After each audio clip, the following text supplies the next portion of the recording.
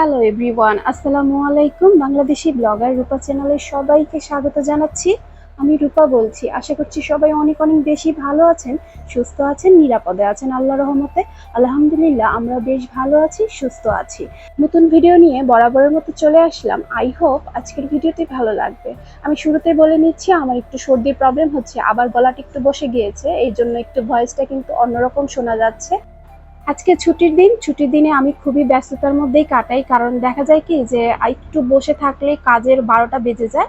তার জন্য বসে না থেকে তাড়াতাড়ি করে কাজ সেরে তারপর বসার প্রয়োজনটা মনে করি। তো সকালবেলা উঠেই নাস্তাটা করে নিয়েছি, নাস্তাটা করা হয়ে গিয়েছে। তো সংসারের অনেক কাজই কিন্তু করে ফেলেছি। তো এরপরে চলে এসেছি বেডরুম গুছাতে। তো বেডরুমটা একটু গুছিয়ে নিলাম, গুছিয়ে এই যে আপনাদের সাথে শেয়ার করলাম। আর আরেকটা হচ্ছে, যেটা আমার পাশে যে আরেকটা বেডরুম রয়েছে সেটা কখনোই আপনাদের সাথে শেয়ার করি না, কারণ এই রুমটাতে না কোনো খাট নেই, এজন্য আমি কখনোই শেয়ার করি না, কিন্তু আজকে শেয়ার করলাম। বিছানাটা আমার এখানে ফ্লোরে করা, তো এই বিছানাটা একটু পরিষ্কার করে নিলাম, পরিষ্কার করে এই যে আপনাদের সাথে এখন শেয়ার করছি। এই মুহূর্তে যারা আমার ভিডিওটি দেখছেন একটা লাইক দিতে ভুলে গিয়েছেন, প্লিজ একটা লাইক দিয়ে ভিডিওটি কন্টিনিউ করবেন। আর আমার প্রিয় আপু প্রিয় ভাইয়েরা, ভিডিওটি দেখতে দেখতে ভিডিওর কোনো অংশে যদি মন ছুঁয়ে যায়, প্লিজ চ্যানেলটিকে সাবস্ক্রাইব করে সাথেই দেখে যেতে পারেন।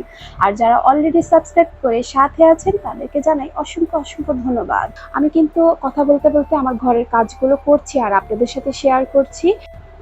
আমার অনেক আপুরাই আছে আমাকে সুন্দর সুন্দর কমেন্ট করেন, আমাকে অনেক অনুপ্রাণিত করেন। তাদের কখনোই কমেন্টগুলো আমার পড়া হয় না, কিন্তু আমি ভাবছি এখন থেকে আপনাদের সুন্দর সুন্দর সেই কমেন্টগুলো আমি পড়ে শোনাবো আপনাদের সবাইকে।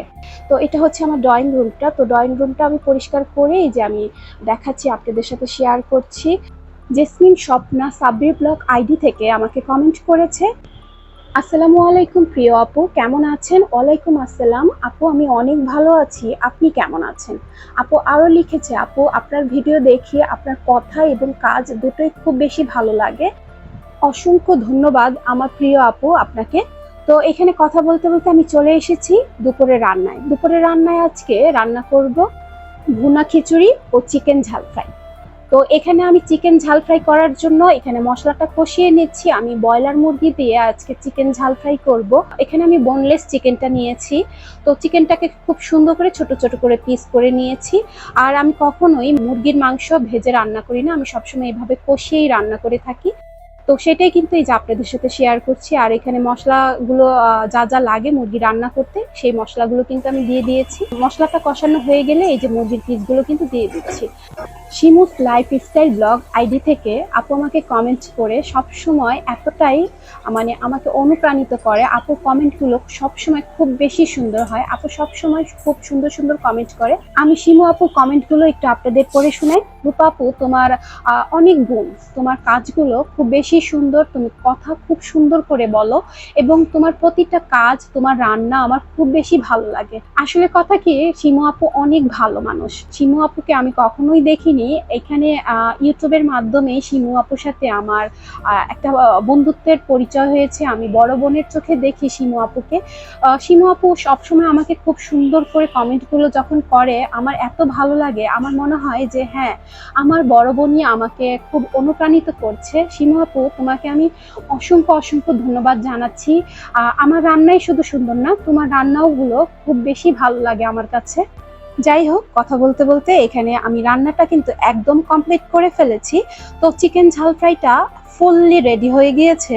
তো এখন এই তরকারিটা নামানোর আগে এখানে আমি ভাজা জিরে গুঁড়ো দিয়ে দিব। এই ভাজা জিরে গুঁড়ো দেওয়ার কারণে কিন্তু মুরগির যে কষানো স্মেলটা আরো বেশি বেড়ে যায়।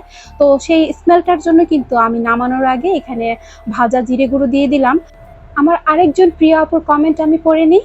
তো তানু মানু ব্লগ অ্যান্ড কুক থেকে আমাকে কমেন্ট করেছে, আপু তোমার ভিডিওগুলো আমি দেখি, খুব ভালো লাগে আর তুমি খুব সুন্দর করে কথা বলো, আমার ভীষণ ভালো লাগে। আপু আমি তোমাকে বলছি যে আপু তোমার মন সুন্দর, তাই কিন্তু আমার কথাগুলো তোমার কাছে বেশ ভালো লেগেছে। আপু তোমাকে অসংখ্য অসংখ্য ধন্যবাদ জানাচ্ছি এত সুন্দর করে কমেন্ট করার জন্য। তো এখানে আমি খিচুড়ির জন্য মশলাটা কিন্তু কষিয়ে নিয়েছি। আজকে খিচুড়ি রান্না করছি আমি।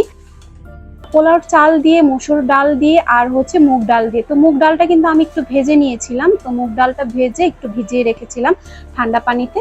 তো এখন একত্রে করে কিন্তু চাল ডাল মিলিয়ে এখন এই যে খিচুড়ির জন্য এখানে চালটা ভেজে নিচ্ছি, চাল ডাল একত্রে ভেজে নিচ্ছি। তো খুব সুন্দর করে ভাজার পরে আমি এখানে গরম পানি দিয়ে দিব। পোলাওটা যেভাবে রান্না করা হয় ঠিক সেভাবেই কিন্তু আমি ভুনা খিচুড়িটা রান্না করব। আর এই খিচুড়িটা দিয়ে কিন্তু ওই যে ঝাল ফ্রাইটা খেতে দারুণ লাগে, আর সাথে যদি আচার হয় তাহলে তো বেশ জমে যায়। তো আচারটা আমার শেষ হয়ে গিয়েছে, আচারটা এই বছর এখনো বানানো হয়নি। এই তো আমের সিজন তো চলেই আসছে, তো আমটা আর কিছুদিন পরেই দেখা যাবে যে খুব বেশি বাজারে উঠবে, তখনই কিন্তু আমি আচারটা দেব। আর সেই রেসিপিটা আপনাদের সাথে শেয়ার করব। এখানে আমি ঢাকনা দিয়ে ঢেকে দিলাম।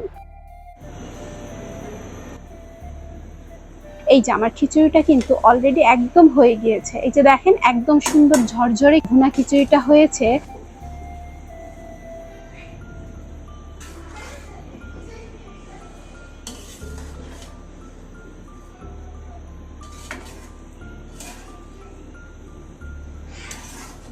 এই ছিল আজকে আমার দুপুরের আয়োজন, আশা করছি আপনাদের কাছে ভালো লেগেছে।